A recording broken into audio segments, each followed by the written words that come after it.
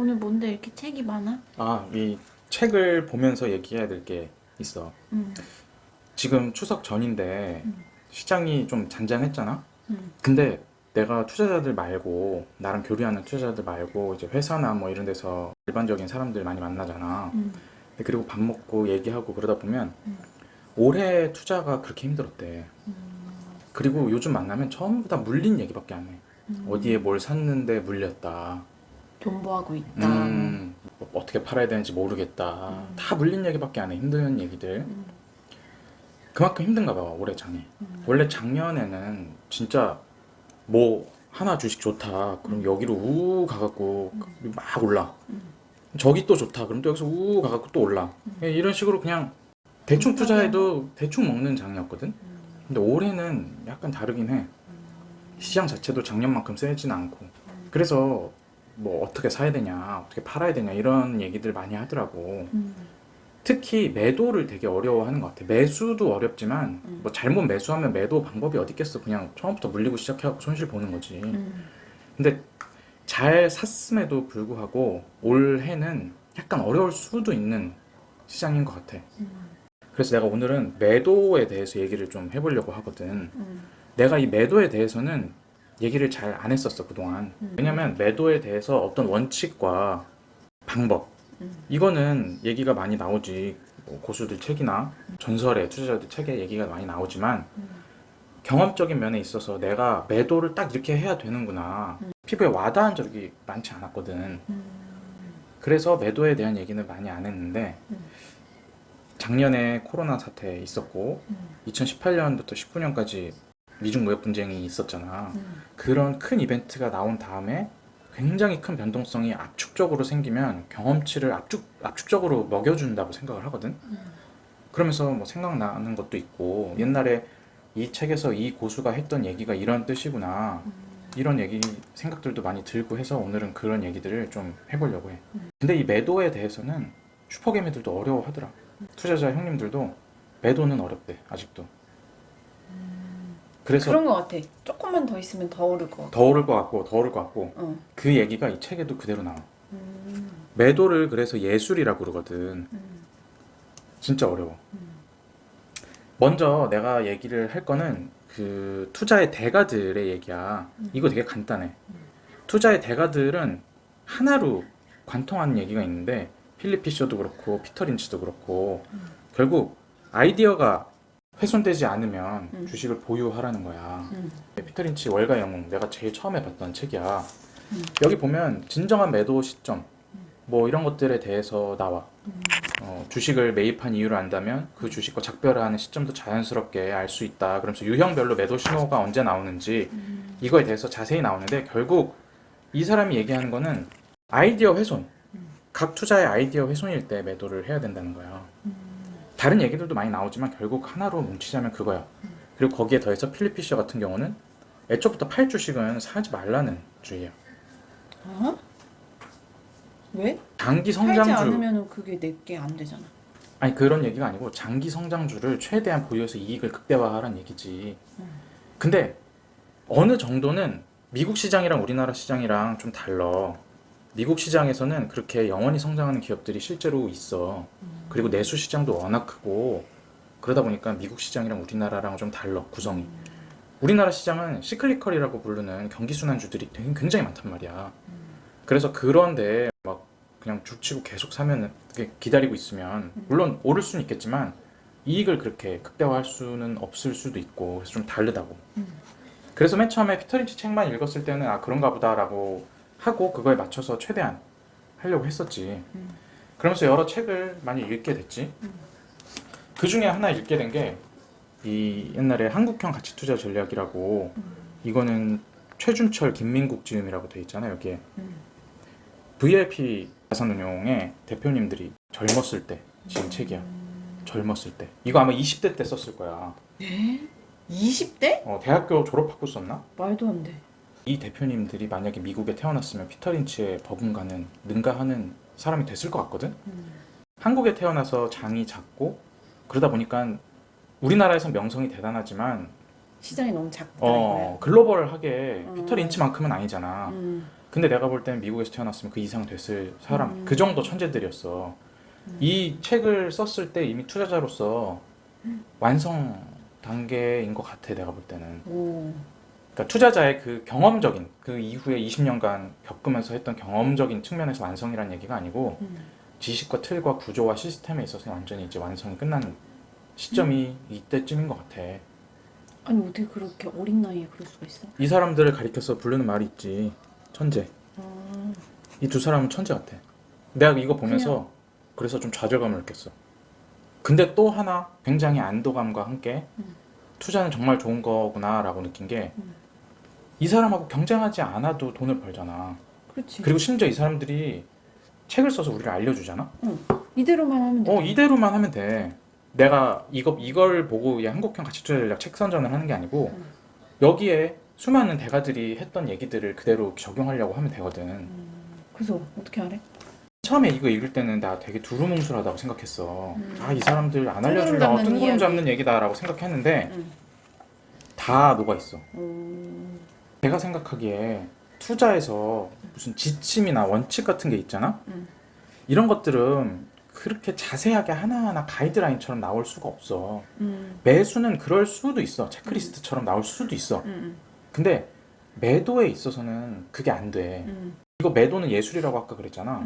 매도는 굉장히 주관적이고 두루뭉술하고 판단의 영역이기 때문에 그런 게 있을 수가 없다고. 변수도 많고. 변수도 많고 각자의 판단과 원칙과 그런 것들이야. 내가 지금 얘기하는 것도 이것만 맞다는 게 아니야. 이 투자 방법도 그런 축에 있어서 내가 좋다고 생각을 해서 지금 소개를 하는 거지. 이게 맞다는 건 아니야. 무조건 그러니까 진리란 그런 건 아니지. 뉘앙스를 가지고 있다 이거지. 여기 보면 틀린 건 틀린 거다. 솔직히 인정하자. 음. 이 얘기가 아까 얘기했던 피터 린치의 아이디어가 훼손됐을 때라는 얘기야. 근데 피터 린치는 내가 볼 때 약간 사이코패스적인 기질이 있었던 것 같아. 왜냐면 감정적인 얘기가 별로 없어. 근데 여기 보면은 되게 나만 그런 게 느끼는가? 여기 보면 틀린 건 틀린 거다. 솔직히 인정하자 측면에서는 사람들이 인정하기 싫어하는 그런 거에 대해서 약간 달래주는 식의 얘기가 나오거든. 아이디어 훼손됐다는 거는 투자자들 누구나 조금씩은 알고 있어. 뭐 무지성으로 어떤 종목을 샀으면 내가 아이디어가 틀렸는지 맞았는지 모르겠지. 근데 아이디어를 갖고 어쨌든 투자를 리서치를 하고 산 사람들은 아이디어가 훼손됐을 때 이 아이디어가 훼손됐다는 걸 알아. 받아들이기 싫은 거야. 한 분기 더 보고 싶은 거야. 내가 이렇게 공부를 해서 이 종목을 투자를 했는데 손실을 심지어 보고 아이디어가 훼손됐다고까지 확인이 돼서 뼈아픈 손실을 확인하고 싶지 않은 거지. 근데 여기 보면은 예상과 달리 엉뚱한 사건들이 일어나거나 기업의 내용이 분석한 바와 다르다는 것이 분명해질 때가 있습니다. 이런 경우에는 솔직하게 자신의 아이디어가 잘못되는 것을 인정하고 매도를 한 뒤 다음 기회를 노려야 된다. 아이디어가 훼손됐다는 거를 인정하라는 얘기지. 감정적인 경우도 마찬가지야. 그럴 때도 솔직히 인정하고 매도하고 다음 기회를 노려야 된다. 그리고 모두가 욕심을 낼 때 두려워하라. 나 이거가 진짜 고수의 영역이라고 생각을 했어.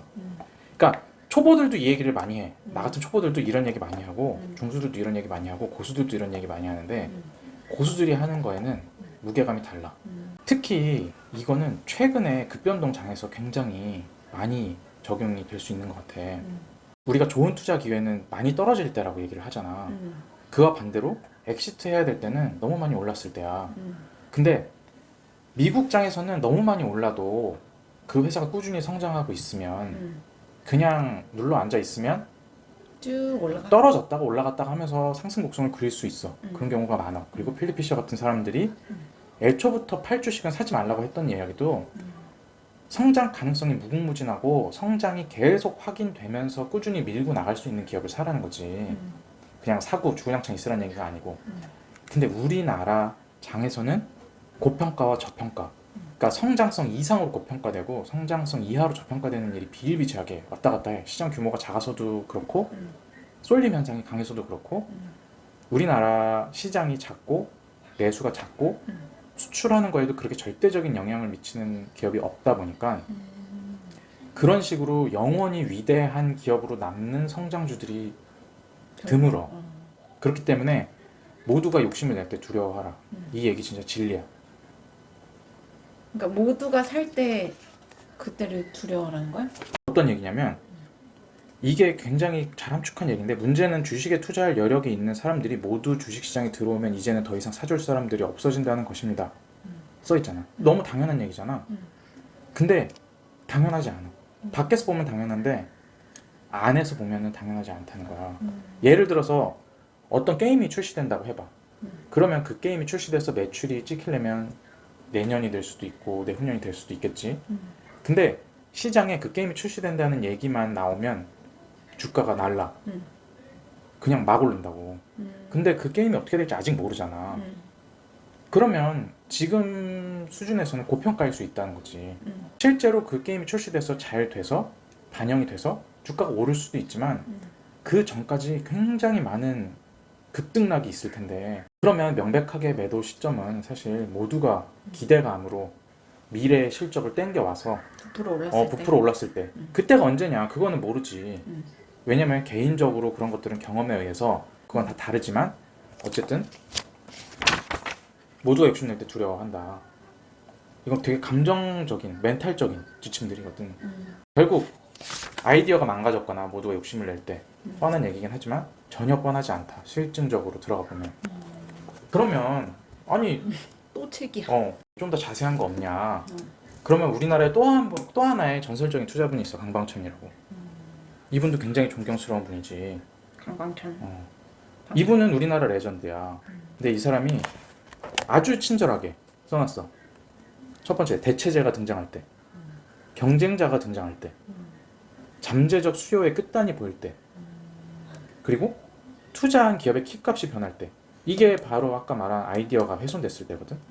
그리고 다른 투자 대안이 생길 때. 이거 어디서 많이 보던 얘기들 재탕한다라고 얘기하지만 이게 정수야, 정수. 대체제가 등장하고 경쟁자가 등장할 때는 이 기업의 독점이 깨지는 거야. 이게 다 매수 아이디어를 바꿔놓은 것들이거든. 내가 매수를 할 때 강력한 독점력을 바탕으로 가격 결정력이 있는 기업들 그리고 확장성이 있는 기업들 중심으로 사잖아. 근데 잠재적 수요의 끝단이 보여서 확장성이 닫히고 경쟁자가 등장해서 마켓 파워가 내려가고 대체제가 등장해서 가격 결정력이 없어진다. 그럼 다 매도 신호가 된다는 거지. 그리고 그런 투자의 키값들이 변할 때 이게 비즈니스 모델, BM이라고 하잖아. 이게 다 BM이거든. 그럼 BM이 변할 때 민감하게 반응을 해야 된다는 거야. 그리고 그렇지 않더라도 내가 샀던 주식보다 더 좋은 주식이 생겼을 때 리밸런싱에 대한 얘기일 수도 있겠지. 그런 얘기들. 이게 매도 방법이거든. 근데 한 가지 여기에 환경이 안 좋아지니까 다음 주에 뭐가 생길 것 같으니까 FOMC에서 뭘 할 것 같으니까 긴축을 할 것 같으니까 뭐 헝다그룹이 파산할 것 같으니까 그런 얘기는 한마디도 안 나와 있잖아. 나는 그런 거에 있어서는 매도하고 기다리는 게 별로 좋지 않다고 생각해. 일희일비 하지 말라는 거야. 지나고 보면은 일희일비라고 생각이 되는데 막상 시장에서 그거를 이렇게 닥쳐오는 모습들, 얼굴들을 보면서 기다리잖아? 그러면 항상 새로운 모습으로 와. 지나고 나니까 코로나 그 잠깐 견디면 됐을 법 했지. 지나고 나니까 2018년, 19년 잠깐 견뎠으면 됐을 법 했지. 근데 그때는 새로운 얼굴로 온다고. 지금 다가오는 긴축이라든지 테이퍼링이라든지 헝다그룹 파산이라든지 다 새로운 얼굴로 다가오거든. 근데 다 겪으면서 가도 충분히 성장할 수 있고 오히려 그런 것들이 발판이 돼서 투자자가 정말 크게 성장할 수 있는 기회를 제공해 주거든. 자산으로도 그렇고 경험으로도 그렇고.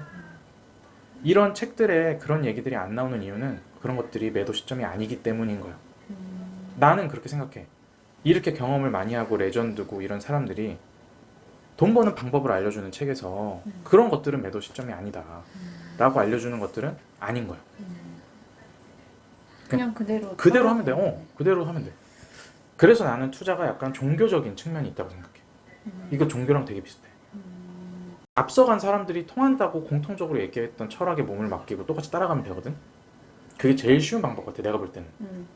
근데 얘기를 해보면 진짜 얘기를 해보면 내가 과장하는 게 아니고 100이면 100 시작은 주식 투자 어떻게 해야 돼로 시작을 해. 그래서 내가 뭐 책 얘기하고 피터 린치는 이렇게 얘기했다라고 시작하잖아. 그럼 오래 안 들어. 어떻게 끝나냐면 나는 이런 식으로 투자하는데 이게 맞다고 생각해. 나는 그냥 존버야. 그렇게 끝나. 근데 자기 방식대로 해서 지금까지 돈을 벌었으면 그렇게 해도 돼. 자기 방식대로 해서 다 틀리고 물리고 손실보고 개작살 났는데 왜 자기 방식을 고집하냐는 거지. 그런 것 같아. 사람의 그게 심리인 것 같아. 자기가 처해 있는 상황에다가 신을 대입하잖아. 내가 이 길을 가고 싶은데 왜 안 도와주냐. 빨리 여기 와서 도와달라. 근데 그 길이 아닌 거지. 그렇지. 이게 그냥 종교야. 받아들이면 돼. 이 가치 투자나 이런 것들 책을 봐도 처음에 보자마자 받아들이는 사람이 있어. 그래서 이런 책 오래 안 보고 그냥 피터 린치 이 책 한 권 읽고 투자에 대해서 눈 뜨는 천재들도 있어. 근데 이런 책을 수백 권, 수십 권 읽고도 이거대로 못하는 사람이 많아. 그냥 그대로 하면 되는데. 그게 근데 되게 어려워. 이거대로 하면 돼. 대로 하면 되지만 어. 사람이라는 게 오빠 생각이 있고 자기만의 그런 고집과 그리고 지금까지 살아온 그런 생각과 자기 생각 더하면은 더 잘할 수 있을 것 같고 막 그런 마음이지. 모르겠어. 어떻게 보면 이런 거를 받아들이는 것도 되게 선물 같은 걸 수도 있을 것 같아. 한 사람에 그치, 있어서. 맞아. 그 약간 능력일 수도 있어. 어쨌든 받아들여야 된다 쉽게. 우리 투자자들은 이 천재분들 아주 친절하게, 심지어 이 최준철, 김민국 대표님들은 유튜브도 하셔. 아 진짜? 난 그거 빠짐없이 꼬박꼬박 보는데 아주 천재이자 지식을 나눠주고 싶어 하시는 분들이지. 진짜 진정한 천재들이지. 그래서 나는 그분들 것도 보고 얼마나 좋아. 그냥 그대로 하면 되니까. 가서 좀 인사 좀 하고 안녕하세요. 콩고물 떨어지는 거 없나 좀 찍어 먹어보고 해봐. 뭘 찍어 먹어. 이분들 레전드인데 내가 뭘 비비기는. 거기에 댓글을 남기지. 잘 봤습니다. 근데 아니 뭐 뭐 좀 떨어지는 거 없나요? 없어. 뭐. 떨어지는 거 어딨어. 그런 거 좋아해. 이분들 딱 가면은 딱 그런 거 하면은 딱 좋아하고. 이분들 영상을 보는 것만으로도 콩고물이야. 우리의 유튜브가 있기 때문에 이런 걸 볼 수 있는 거야. 지금 시대가 투자하기 진짜 좋은 시대야. 그러네. 그냥 앉아서 육성을 들을 수 있잖아. 그 얼마나 축복받은 거야. 육성을 들을 수 있다는 게 이거 되게 축복받은 거야. 그러네. 그리고 이분들뿐만 아니고 각종 고수들, 야 물론 사기꾼들도 많지, 쓰레기들도 많고, 근데 고수들의 육성을 들을 수 있잖아. 투자에 대한 생각을 들을 수 있잖아. 정말 축복받은 세대다. 그러니까 그걸 잘 활용해서 해야 되고, 내가 그동안 매도에 대한 얘기는 그렇게 많이 한 적이 없는 것 같아서 그냥 이런 원칙들이 있고 나는 이거를 따라 한다. 그리고 약간 매도는 주관적이고 감정적이고 판단적인 영역이 있기 때문에 그런 걸 잘 다스려야 된다. 뭐 그런 얘기를 하고 싶었는데 길게 얘기하게 됐네. 그렇습니다. 형님 한 수 가르쳐 주십시오. 이미 많이 가르쳐주고 있어. 됐어. 형님 끝. 제가 배우러